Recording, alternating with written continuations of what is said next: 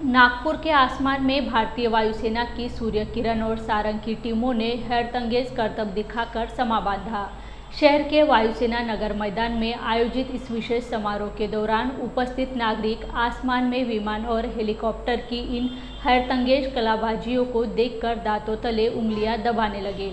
करीबन 2 घंटों तक कलाबाजियां जारी रही। सूर्य किरण के सभी 9 विमान शामिल रहे और सारंग टीम के 4 हेलीकॉप्टर आसमान में एक से बढ़कर एक कलाबाजी पेश करते नजर आए।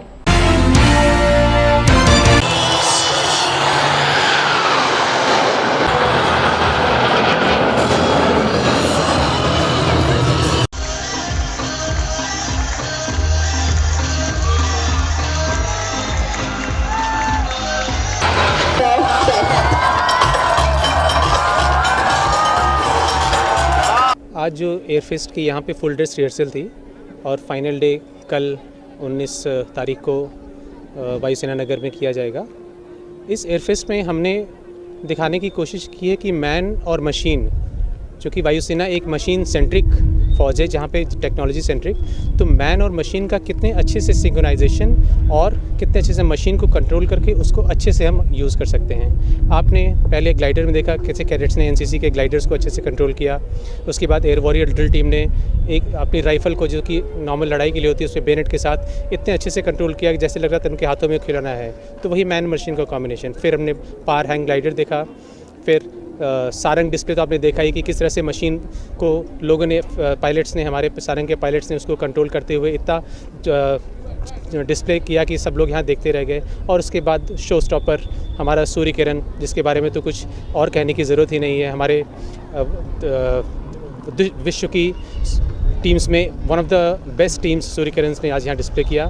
और बहुत एक बात बताना चाहूँगा कि सारंग टीम विश्व की एक ही हेलीकॉप्टर डिस्प्ले टीम है जो कि भारतीय वायुसेना के पास है। तो ये पूरा हमारा एयर डिस्प्ले का पैकेज था। इसके बाद यहाँ पे ज़मीन पे हमने यहाँ पे जो वायुसेना में इक्विपमेंट यूज़ होते हैं उसको रखा हुआ है, हेलीकॉप्टर डिस्प्ले से है। और बहुत सारे बच्चे यहाँ पर आए थे, हमको देख सकते हैं कि कितने बच्चे उससे मोटिवेटेड हुए देख के। और कई बच्चों ने तो पहली बार जहाज़ को इतने पास से और इतने नीचे से देखा और उन्हें लगा कि वायुसेना क्या क्या कर सकती है। और ये हमारा एक छोटा सा सैम्पल है कि इंडियन एयरफोर्स की कैपेबिलिटी कितनी है, एक हॉक जहाज़ की कैपेबिलिटी कितनी है, एक सारंग की कैपेबिलिटी कितनी। तो टीम 1996 में फॉर्म हुई थी पहली बार और किरण मार्क 2 जहाज़ पे उड़ान भर रही थी 2011 तक। उसके बाद 2015 में रिजरेक्ट हुई हॉक मार्क 132 एयरक्राफ्ट में, जो आज आपने आसमानों में देखा। इसके अलावा हमें 2019 में भी नागपुर एयरफेस्ट जब हुआ था हमने परफॉर्म किया और हमें बड़ा अच्छा लगता है नागपुर आना, क्योंकि कॉलेज क्राउड बहुत है। और टीम का एम, जहाँ तक हम बात करें, है यूथ को मोटिवेट करना ताकि वो डिफेंस करियर को भी एक ऑप्शन लेके चले। तो keeping that in mind, it is always very nice to see all the youth here, very excited to see us and cheering, clapping for us. So it's been a great experience for us. ये कई decade से सूर्य किरण जी, 26 साल की। कैसे कैसे इसमें बदलाव आते गए और क्या क्या डिमांड आती गई इसमें? तो जैसे कि कहते हैं, हर चीज़ के लिए पहले एक छोटी शुरुआत करनी होती है। तो 1996 में जब टीम सबसे पहली बार बनी थी तो हमने 2 एयरक्राफ्ट प्रैक्टिस करी, फिर 4 एयरक्राफ्ट प्रैक्टिस करी, 6 एयरक्राफ्ट और 9 एयरक्राफ्ट। तो हम आपको बताना चाहेंगे कि पूरे विश्व में बहुत ही कम 9 aircraft military aerobatic display team है, जिसमें से भारतीय वायुसेना के पास एक है। जैसा कि हम सब जानते हैं, भारतीय वायुसेना पूरे विश्व में 4थी सबसे बड़ी एयरफोर्स है। तो उसमें इस टीम का होना हमारे लिए बहुत ही गर्व की बात है। पायलट को लेकर क्या होता है, वो इसमें इस टीम में शामिल होने के लिए कितना क्रेजी होते हैं, या फिर ठीक है कि मिल गया मौका तो कर लेंगे?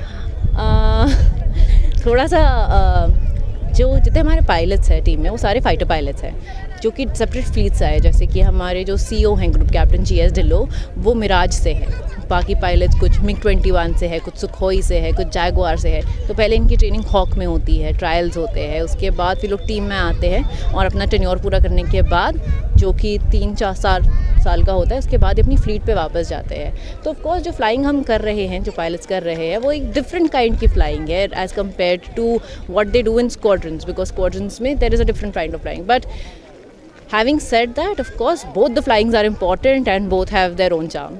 यूथ को क्या मैसेज देना चाहेंगे? यूथ को हम मैसेज देना चाहेंगे कि there is this very famous billboard of Indian Air Force जो कहता है thinking about your next career option, look at the Air Force and take the next millisecond to decide.